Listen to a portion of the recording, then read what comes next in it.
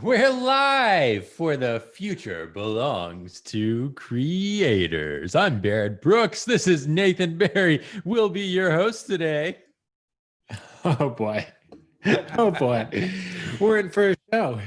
Today, it's episode 79, which is about the top mistakes that we, meaning you and I, have made as creators to date. I'm sure there will be many more over the years. But we're going to get into some of the things that we learned running creative businesses and really, hopefully, just allow you not to make the same mistakes we have. But first, we could not possibly jump straight in before we have a chance to do a little red, yellow, green check-in. So Nathan, how are you doing? I'm good. I'm definitely green today. Mondays are a busy meeting day so that I can do Mondays are my manager focused days so that Tuesdays and Fridays and sometimes Wednesdays are maker focused days. So very much in the manager, coordinate everything sort of mood today, but had a good weekend. The weather is perfect, not too hot, not too cold, not at all smoky. It's pretty great. Quick random story. We went to it's sort of like a fair. It's like a farmstead thing, like a harvest party fair, which was really good. I was super nervous going because it was like, how many people are going to be here? It's all outside, but turns out not that many people, and it was great. And they had hand sanitizer everywhere, and I was like, my kind of people. Here we go. But they had this. They called it an apple blaster, and it's sort of this artillery cannon, but for shooting apples.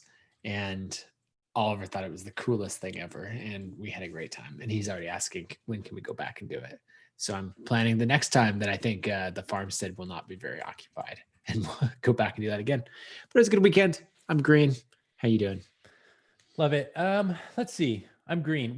We probably have about 20. I don't know. I was trying to think how many, 20 or 25 perfect days in Portland a year. Something like that. Maybe it's less, but today is a perfect day. It's going to be like Nice. high 70s at the peak, but we woke up and it was in the low 60s, gorgeous blue sky, no smoke, no rain, no nothing. I'm very excited. All the windows are open in the house. I had to I taped all the windows to not let smoke in, and I'm untaping them to open them, even though smoke might come back. So anyways, that's the weather update where I am. Aside from that, I got a haircut. Woo! All right. Looking fresh. I even put a collared shirt on today. Look at that. Your hair was about to become the third co-host of this podcast. I'm surprised it wasn't already. Yeah. Now I can go another 6 months before I get another cut. Anyways, let's see what else is going on in my world. My kid's 10 months old today. That's exciting. And we have started a new series of ad campaigns. Yes. That are working very well for us in the business. And it's the first time we've worked with a number of agencies. We've always grown mostly organically and through our affiliate program. And over the years, I think we've both lost a little bit of faith in paid advertising as a growth channel. Usually it's used successfully as a way to accelerate an already fundamentally sound business and one that resonates in the market. We just have never been able to unlock the growth. I don't know what the deal has been, but this new partnership with this new agency is making me hopeful. It is. Dare I say. It's coming along. We're what, 5 days in? Mm-hmm. So excuse me. A weekend is normally 600 accounts for us on a weekend day. So 600 on Saturday, 600 on Sunday. And we're at like 800 and 900. And so we're consistently driving an additional 200 accounts per day just from our paid advertising spend, sometimes more. And also the cost to acquire a free user is getting lower. So it's exciting. It could work. Maybe. We'll find out.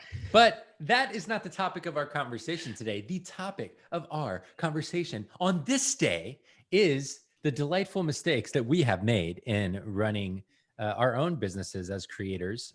Obviously, we run a software company now, so some of this will be from past endeavors, but I think they're all equally applicable today. And it'll be fun to kind of share a little bit more of our stories. So I guess I have more mistakes that I made, and so I will start. and then we'll go Only back and forth a because little bit. you could think of them better. I was really struggling to switch from like what I'm working on today in ConvertKit to like past mistakes in the career. So it's not that you've made more mistakes, it's that you remember more of them.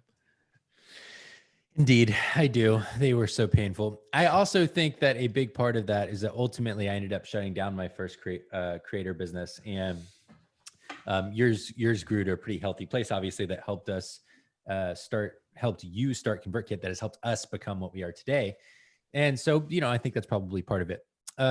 Okay, so my first one, I'm actually going to go in the opposite order, I think, from Sounds the good. way I sent them to you. My first one is that I picked the wrong audience. Now, that sounds like a weird mistake to make, because normally some of the advice I think I would give is like, it actually usually doesn't matter what audience you pick as long as you like them enough to serve them really well. And I think there are some exceptions to that. And the biggest exceptions are when that audience does not have either the ability or willingness to pay you. And I chose an audience that had neither the ability nor the willingness to pay me. So my business was called Living for Monday. And it was kind of my response to the experience I had leaving college, where it felt like my only options leaving business school were Fortune 500 companies, basically. I went to a big state school called the University of Georgia. And the Career Center almost entirely focused purely on placement rates, which was just how many people get hired within 6 months after graduation. And the best way they could do that was big corporations where a lot of people could get hired all at once. So anyways, I got hired to go to work at a accounting and consulting firm called Ernst & Young, now called EY. And I just felt like I got kind of duped in the recruiting process, that I was both forced towards big companies, and it was not an honest process of what the work would, they didn't share what the work would look like. They just tried to get you to accept their offers, which, if it's all a game, they played the game well. Anyways, what I felt like was there was no one advocating for students. And I wanted to start a business to help coach students up to develop the self-awareness they needed to know what kind of job they wanted, and then give them the resources to go look in some of the more unconventional places. The thing about ability and willingness to pay is that college students are mostly poor, if not completely in debt for the next 20 years of their lives. That's the first problem. So they don't have any of their own money. So typically they're spending their parents' money. And they typically spend it on things like pizza and beer and textbooks, not courses online. And second problem with them is that they hadn't yet felt the pain of having a really bad job that was boring and sucked the life out of them. And so they didn't feel like there was if they got any job, they were happy. They didn't need to find the right job because they felt like any job was the right job for the most part. So I learned a lot in that, but the first mistake I made was just choosing the wrong audience. Yeah, that makes a lot of sense. One thing a way that I've phrased it in the past is your life's going to be a lot easier if you teach a skill that makes money to people who have money, and not, it's not completely required. There's plenty of examples of people who have built amazing businesses. For example, we featured an article of someone who built a quilting business to millions and millions of dollars in the $1 billion blog post. That said, if you have both of those components, it's much easier to make sales. And you completely had the skill that makes money, like nailed. Career skills is right in there. But the, who you're selling it to, of them not having money, makes it a little trickier, because in that case, you're like, wait, is the customer the student, or is it the parent, or is it the career center? And it starts to get muddy. And some of those could work, but and that led me to chasing all of them, basically. It's like, let me chase parents as my customers. And then the thing about chasing parents was only the parents whose kids were not very hireable were the ones who were most likely to hire me. And so it became this whole thing. If I were going to do it over again today, I would focus more on like Fortune 500 employees, accountants, lawyers, investment bankers, making the transition to something like startups. I think that would be a really effective way to teach, because they all have money. They just don't know how to break into this other career path. Or I would focus on same group wanting to go into B corporations or something like that, where you're essentially instilling their career with more meaning and more autonomy, but they already have money. So the money is not the problem. I think that would be a much more productive. And I think that's largely what Ramit Sethi has done with his dream job course. I think he Right. understood this because he was later in his career when he launched that. Yep, that makes sense. All right, my first mistake is not growing a list, or specifically not having a way to contact your readers after they come and check something out. So I wrote this article. I'll screen share really quickly. It is maybe the most clickbait headline I have ever written. It is titled "How I Made $19,000 in the App Store While Learning to Code," and it dives in. I've got my finances. I've got all this detail, right? And I had been blogging for about 9 months before this, kind of off and on, figuring out what it looks like to run a blog, write consistently, stuff like that. I published this article. It hit the #1 spot on Hacker News, and I went, I don't know what everyone thinks is so difficult about this blogging thing. Like I've got it figured out. And I watched traffic just explode. In 2 days, I got 50,000 visits to my site, and I went, man, here we go. This is going to be good. And if you were to look at Google Analytics for that period of time, and you were to hide that month, what is that, November 2011? If you were to hide that month and look at the trend in October, which was flat, and the trend in December, you would not know that something happened in November. Like you would not be like, whoa, what happened there to create this difference? You'd be like, why am I looking at a flat line? Because the thing is that I didn't have, like, people read the article and then they just moved right along with their day. There was no subscribe to my newsletter, no follow me, not even follow me on Twitter or something like that. I just assumed that, I don't know, RSS was going to work. So while it was good for getting my name out there in some ways, good for that first experience of getting traction, I didn't grow an email list from it. There weren't lasting impacts from it. And so it was the very definition of the figure of speech flash in the pan. And that was it. And so the lesson that I took away from that is, whether email is the platform you choose or whatever else, you have to have a way to say, hey, did you enjoy this? Follow me. I put out new content on a regular basis.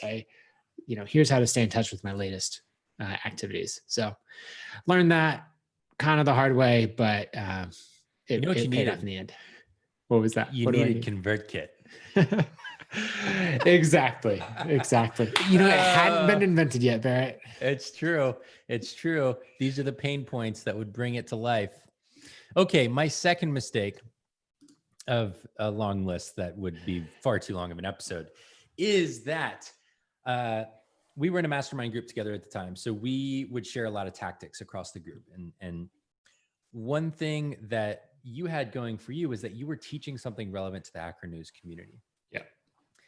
I kind of was maybe finding jobs. I mean, like, yes, if you're an engineer, you're a designer, like there are certainly people in that community who I could teach to find jobs, especially now. But then I didn't know anything. I had never run a software company. And so anyways, the mistake was not playing to that community, but I did use the tactics that you used, and I would promote my articles on, or at least link to them on Hacker News. And I had a couple. One took off about accepting and declining job offers. And then there was one, I think, about either mentoring or networking, something like that I wrote. And then both of those ended up getting picked up about a month or 6 weeks apart on a site called Lifehacker. Lifehacker. Yep. Which was really big. I don't even know if it still exists, but it was really big at the time. And it drove a ton of traffic. I mean, way more to their site, I'm sure, than it did to mine. However, I did have an email sign-up form on those. And my audience grew like 10-fold in 6 weeks. Now, it wasn't massive, but I went from like several hundred subscribers to thousands of subscribers in a relatively short amount of time. And so in many cases, you would call that traction. Now, what do you normally do when you have traction? You keep going on the things that created the traction, because that's what leads to momentum. But what I did was I freaked out and I was like, oh, I got traction. I got to find a way to make money from this, which is also very normal, right? Like I had gone all in. I had no money to my name, all things considered. Like I had put some money away in my year of consulting, but not enough to keep going indefinitely. And so I saw this opportunity and was like, I better find a way to sell something to these people or else I'm going to be in trouble.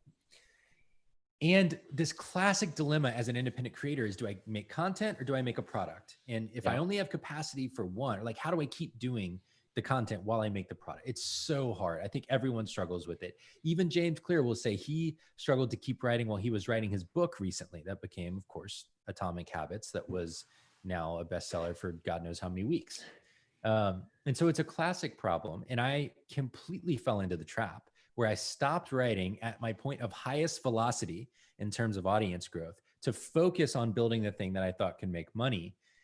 And it was a huge mistake. I should have kept focusing on audience growth, because the bigger my audience was, the more opportunity I would have had to make money longer term. And all things considered, I think that was maybe one of the most fatal blows to the whole thing. Was rather than continuing on the momentum, I circled back around to try and make money too fast. Yeah, that's fascinating. I'm noticing all these times in my career where I've seen something going well and thought, okay, now that that's going well, I can focus on this other area. Yes. Like I've always thought of it as like the legs on a stool where you're like, cool, that one's in a good spot. So let's focus over here and then we'll bounce around. And then we'll circle back around to the one that's going well in like another couple months. Man, it's so tempting to do. And so tempting. And it sounds like good strategy, right? But what works so much better, and I wish I did this in a few different places, is say, hey, that's working. Let's do more of that. Yes. So anyway, I feel you on that one. My next mistake I'd go with is tying output to motivation. I was definitely someone who, for a long time, got really inspired. I'd be like, I have the best idea. I had all the best ideas. And I would just dive in and say, okay, we're going to write out the outline of this book. We're like, let me just dive in, start writing chapter 1. At this current pace, we'll be done by Tuesday. Like, let's go. And what would always happen is I would make it usually about 3 days in. For me, that inspiration and the motivation that follows is about worth 72 hours. And then what happens is like, oh yeah, I still got to do this client work. I still have these other things. You know, the initial spark, what you thought was an idea worthy of a whole book or an entire product, is actually worthy for like a quarter of it, or if that. And so I would just let that die out. And so I didn't actually make progress on a product that got traction until I learned to separate motivation from output. And that's where, for me, Chris Gillibo was the most helpful. When he had some article that he wrote that was talking about showing up consistently. I can't remember who the author that he quoted was. I don't know if it was Hemingway or somebody like that, who has a quote of like, I only write when I'm inspired. I just happen to be inspired every morning at 9 a.m. You know, like just, it was a whole series of those kind of quotes all coming together at a time to realize like, oh, I need consistency and a system rather than motivation and inspiration. And that's what finally was the turning point for me, of like showing up and writing consistently. And then I was able to go from all these false starts into a book that actually finished and published. Yeah. I find that my most meaningful writing is always when I really have something to say. Yeah. And I rarely know what I have to say until I have to sit down and start writing, you know, and think about what is it that I believe enough to try and convince other people of, or what am I observing that other people might benefit from? And so having that habit, and it's a muscle, it atrophies just like working out. I mean, we both suffer from this now. In fact, I remember one day on the show, sometime this year, you said, I'm going to start writing daily. And here's a public log of that daily write. How's that going? The public version is not going super well. That said, the streak is at 34 days. Hey, that's pretty good. So, you know, it's like you said, it's a muscle, and it can be hard. And it's like sometimes this weekend, let's see, yesterday was good writing.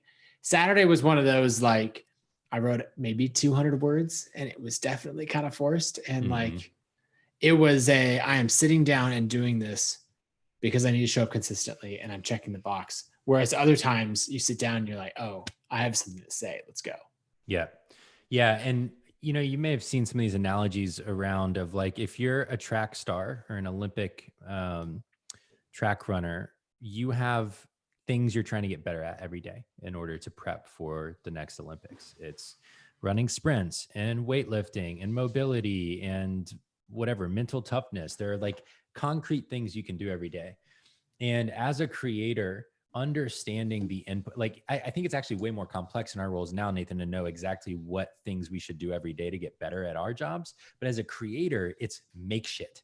That is what you need to get better at every day. And then thinking about the component skills. So like if you're a music producer, making something, making anything, a beat, just like anything, or deconstructing someone else's song to understand why you like it, what's the rhythm that they applied to it. Um, Doing something related to producing a piece of music every day is the key. Yes, there's all these other things you need to do as part of your business, but if you aren't doing that part, you are bound to eventually run dry of ideas. And then that, on some level leads to business failure, if not just decline along the way. Yeah, for sure. Okay. My next one is, what was my next one? Oh, I know. So I got to this point. You remember, I had combined these two mistakes now. I had chosen the wrong audience, and I had stopped my momentum at its greatest point of velocity. And I was probably, I want to say like 18 months in, maybe 2 full years into running my business. And I had made some money here and there. I was doing the typical like freelancing consulting thing on the side to bring some cash in. And it got to this point where I had a conversation with a family friend.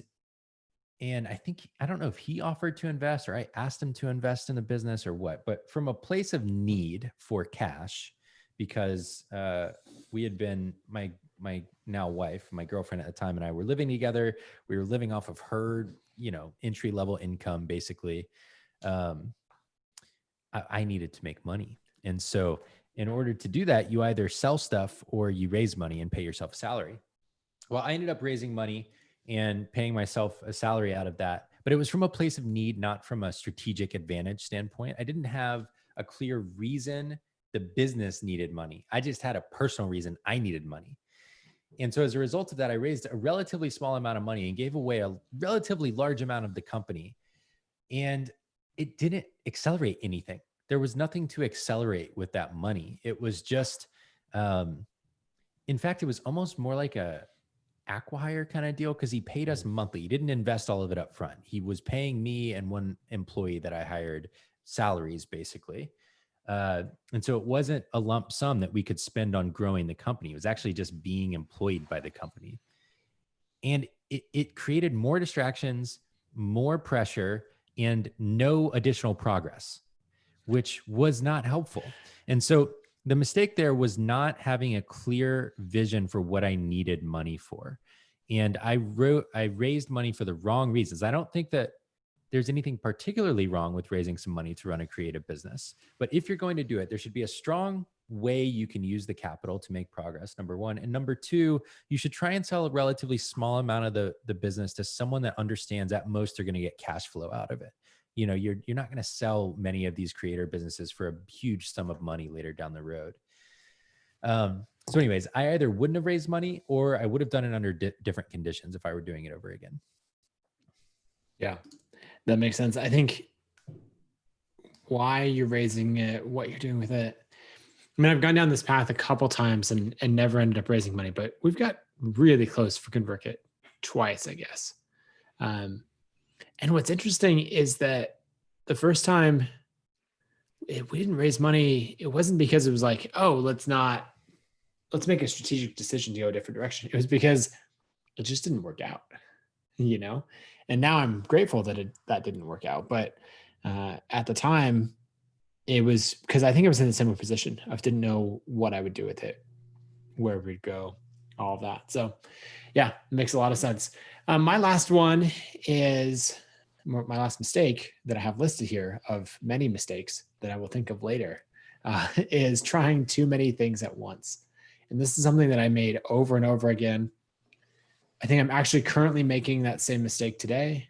And so it's a recurring one that probably shows up every 24 months in a major way. And the first time that I made this, it was when I got initial traction with my blog, the books and courses were selling well, all the stuff that people know me for now. And I was like, wow, that's so exciting. And I wanted another challenge to layer on top of that. And so I was like, that's when I started ConvertKit. And somewhere in there, I realized that I was Like the people that I was looking up to and be like, oh, I want to be like more like that, were the people who were saying, if you clicked on their Twitter bio, it would say like serial entrepreneur. And they talk about how they had like 6 businesses going and, all of this stuff. And I'm like, wow, you must be a great entrepreneur if you can run 6 businesses. I want to be like you. Now I just look at it and be like, that is the dumbest idea ever. What were you even thinking? Like, run one business, run maybe, have one primary focus and then like put a little bit of time into something else, as a mental break or whatever. Now almost everyone that I see running all these businesses are doing it. Like each business could be so much bigger if they just focused on it. Yes. And that's exactly what I was doing, where I was like, I'm going to build ConvertKit into this great software company. And I'm going to grow my blog and this audience business and create more courses. And I just imagine people on the outside being like, I would switch to ConvertKit. And actually someone did say this to me, and that was kind of a wake up call. I would switch to ConvertKit, but it looks like you're spending about 20% of your time on it. And honestly, I'm not trusting my email list or my business to someone who's spending 20% of the time on any one part of their business. And so, that was something where I had to focus in and say, what is the one thing that I'm trying to do? What is the one outcome that I'm trying to create? And so I decided that it was with ConvertKit. And the one outcome was to grow MRR to the point that it could become self-sustaining. And when I focused on that, that made a lot of sense. The reason that it came up again, I was thinking about it recently, is Paul Jarvis, who is a good friend and writes a really good newsletter. He, on his newsletter yesterday, he just kind of talked about his career and what he does, just sort of an overarching thing for the whole thing. And he made a note that when he writes a book or something like that, he stops everything else. And he just focuses in on that for that period and that season, and he moves on to the next thing. And yeah, he's preparing ideas for it and building up to it. And then there's the focus time. And then afterwards, there's some spillover afterwards. But that level of focus that he was talking about really made me realize, oh, I'm trying to really narrow in and grow this company. I'm also growing the audience. I'm also doing the podcast. I'm doing all of these things. And at the same time, I'm like, okay, now is the time that I want to get my book proposal finished, get that shipped off. And what stood out to me is that if I'm going to get that done, I should probably block out, say just for the proposal, I should probably block out 7-10 working days somewhere in there to knock that out and then resurface, work on other things. Yes. One priority at a time. Yeah. Yeah. And so anyway, that's been on my mind of like, back then, this is a mistake that I made, but now I've learned from it. You're like, have I? Anyway, that's probably my biggest recurring mistake. Yeah, I can relate to that. I mean, when I write down my priorities and just what I need to be working on, it would feel so much better to check one off and then move on to the next one than to feel like they're all kind of in progress to different degrees. So I can definitely relate to that too, I think. And this kind of runs counter to the whole thing I said about stopping momentum at the greatest point of velocity. And so one thing is you have to know where you are in your business. As a company, we are at a point where you could spend 2 or 3 weeks focusing on a book proposal right now. Now, maybe we should argue, we could have a whole conversation about, well, should we get like a director or VP of product hired first, and then you go spend that time? And that's a worthwhile conversation of what comes first. But the company will keep growing. It will keep making money regardless of which thing you decide to focus on for several weeks at a time. And I think that's the challenge as a creator, is really knowing where you stand. Paul Jarvis, his business is fine. And he knows that if he takes this break, it's actually going to fuel its ongoing growth. It's not going to interrupt it or prevent it altogether. And so knowing what stage you're at, I think matters too with this stuff.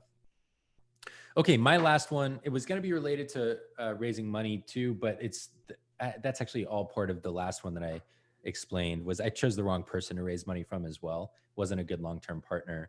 Although he was a wonderful friend and mentor to me throughout my life from a young age. My last mistake is I think I would give a lot, money, time, energy. I don't know. I don't know what I could give. I can't give anything because it's over now. But if I had kept running the same podcast I was running 8 years ago, and if I had kept writing daily from the time that I started writing daily when I worked for Seth Godin 7 years ago, I might not have any audience. I don't know. But what I would have is I would have 2,100 blog posts, and I would have whatever that is, 400 podcast episodes under my belt. Right. And there's no particular reason that I stopped other than just like, I don't know, at some point someone mentioned maybe I should stop writing daily. And then at some point, the business shut down. And so I just shut down the podcast at the same time, even though they didn't necessarily have to be tied to each other. And I don't know how many times I have to say this before I'm like, okay, well, the next best time is today, my friend. But there is some element of just having a body of work that reflects your thinking and growth over time. That's valuable as a creator. Just being prolific is one strategy. There's another strategy that's like the Malcolm Gladwell of being highly refined with everything you ever put out. But the secret to him is he gets paid a salary by a publication who has very strong editorial guidelines that he has to meet. And so that's one way to do it. But for me, I think if I could do it over again, I'd love to have a wider body of work over a longer period of time than none at all, for sure. Yeah. Yep. That makes sense. Before we dive into resources or creators, Teddy asked a question in the chat. Well, one, he said, we blame James Clear for this. Absolutely. We blame James for most things. But the question he asked is, Nathan, how about the don't throw away your competitive advantage blog post? How big of a mistake do you think Amy Hoy helped you avoid? So for context, when I set out to build a SaaS company, I didn't actually start with the idea of building ConvertKit. I set out to build a SaaS company because I wanted to get back into software. I wanted a recurring revenue source, all of that. And so I was thinking, let me go after, anyone who has a problem that I can solve. So I was like, what's going on in real estate? What's going on in these service businesses? I was talent when it comes to code and design in search of a problem. And Amy came in and said, like, wait, you're telling me you've got, I think at the time, maybe 2,500 people on your email list. You've just generated more than $100,000 in product revenue over the last 4 or 5 months. And you're going to be like, hey, that's great. Actually, this is the legs of the stool thing, right? And she's going to go, you're going to say, that's great. Let me go seek out something new over here. And I was like, oh yeah, pretty much. And she basically said, don't throw away your competitive advantage. Like, go build something for those people. Think of your audience as a series of, as like Venn diagrams, like each product that you're considering, each group of attention that you have, overlap those. Do they overlap completely? Awesome. Are they here and over here? That's not a path to long-term sustainability. And so with that, then I went back to, okay, forget going out into the whole market and searching for a problem to solve. What problems do I have? What problems do I have that are also shared by the 2,000 people that already follow me? And I had a lot of designers on the list, but some people were following me for digital products and that kind of thing. And so email marketing and ConvertKit was the one that overlapped both those circles. So that was a huge lesson. I think I didn't count it as a mistake because it was like going down this road and we're like, just kidding, let's go this way now. And I'm glad that it worked out so well. Yeah, I love that idea of kind of overlapping circles. I think there's a lot, especially if you're building a personal brand, your name is the company. I think there's a lot of value in that. And Ryan's listening in today, I think, but one of our friends, Ryan, always pushes me on this and says, like, you don't need to change your positioning of your site to write about new things. But I think in my overlapping Venn diagrams now today of building high performing teams, finding meaningful jobs, and then the most important problems in the world and what we should be doing as individuals and companies to solve them. And there are a lot of people who are interested in all of them, finding meaningful work, leading high performing teams, and solving important problems. And you could think of like the ideal job or situation and all of that being working for a very mission driven company where you're leading a high performing team, solving an important problem in the world. Like that would be who I'm trying to write for, basically. And I just find all of those things fascinating. And that's like what my friends know me for, is those things, that's why they want to talk to me about stuff. And so knowing what your competitive advantage is important. Like really knowing it in the eyes of other people so that you can leverage it gives you a ton of a head start when it comes to growing your business. Sounds good. Okie dokie. Creator of the day. That was new. We've never heard anything like that on this show. Yeah, it was 100% new. I was always wondering what like how you make the decision of which octave to go with. But we'll have to get into that in a future episode. Yes. My creator and resource of the day, I'm combining the two. Someone that you've definitely heard of, Kevin Hart, and his book, You Can't Make This Up. It's just so good. One, listen to the audiobook because he goes wildly off script at times. And there's one part where he says, like, I haven't been reading from the book and for the last 10 minutes, just telling stories, doing accents, everything else. But as it comes to a resource, I want to tie back to that first mistake because Kevin and I actually share that mistake of not having a way to follow up with your audience. And in the book, he talks about doing all these comedy shows and showing up. A club promoter would put a lineup on stage. He would show up, he would do his show. Even like 6, 7, 8 comedians on stage for a night wouldn't sell out a relatively small venue. And it wasn't until he started to build his email list and passed around cards for people to fill out that he could send them an email, let them know the next time he was in their city, he'd have a clipboard with a sign-up sheet. And once he started to build his email list, then he was able to show up in New York, in Philadelphia, in Chicago, wherever, and email. First, it was like 20 people and be like, hey, I'm a part of this show. And then he'd collect more email subscribers from that. But then it grew from there, and he would have hundreds of people in each city. And it went from him being like one name in a long lineup to him being able to like kind of carry the show. And when they realized he was driving more sales than anyone else, then he got to be the big name on that. And then it went from, they'd have to add a second night, and it built up from there. And in the book, he credits all of that to building an email list where he could directly contact his fans. And so anyway, the book is wildly entertaining, and I think you'll find it as some good inspiration for staying consistent and building a way to connect with your audience. Yeah, it's funny. The thing about headliners is they're just the people who the most people in the audience want to see. Yeah. Like that is all a headliner is. And when you open for a headliner, it's just because no one knows who you are yet and you're trying to get exposure. Right. And so what I love about the story is he made himself the headliner. He just said, look, I'm going to invite more people than you. And so more people in the room are going to want to see me than you. Therefore, I'm going to become the headliner. Yeah. It makes sense. I love it. Okay. My creator of the day is a guy named Mike Sykes. Found him, I think, on Clubhouse. Anyways, he runs a newsletter. The kicks you wear on another platform. We're going to get him on ConvertKit eventually. But anyways, I'm highlighting him on Twitter because I want more creators like this on ConvertKit. He runs a thread every Thursday called The Kicks We Wear. And people respond with what shoes they're wearing that day. And it's just so fun. He's doing this really awesome job of highlighting a community of what's known to a lot of people as sneakerheads, all obsessed with shoes in ways that are probably not terribly healthy, but fun nonetheless, and bringing them all together with photos like this. And you get to see what people across the internet are wearing on their feet or have dug out of their closet to put on their feet specifically for the Twitter thread. And then he writes a newsletter where he highlights some people from the community. He talks about what shoes are coming out from different brands. He, like today in his newsletter, he highlighted this new show that one of our teammates made fun of me for called Sneakerheads. It's horribly corny. I don't remember which platform put it out, Hulu or Netflix, one of them. It's a fiction show about collecting sneakers. But anyways, he did like a review of it and said, it's not worth your time. However, here's what I thought of it.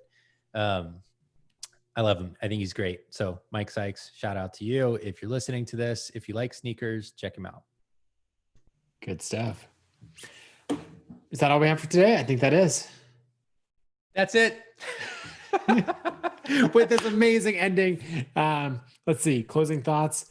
On Friday. Oh, before you have a closing thought, on Friday, we're going to start inviting some more members of the team to be co-hosts of the show over the next couple of months. So Friday, someone will be joining me for a Q&A. I'll let you know ahead of time on Twitter, which means you should be following me on Twitter, Barrett A. Brooks, 2 R's, 2 T's. Don't ever forget it. Okay. That's my promo for Friday. What's your closing thought, Nathan? My closing thought is just take a step back, reflect, write down some of those mistakes and what you learned from them. We're a big fan of retros. And if you take the time to do it, then you can lock in some of those learnings. And it's also kind of fun to see, okay, this is how far we've come.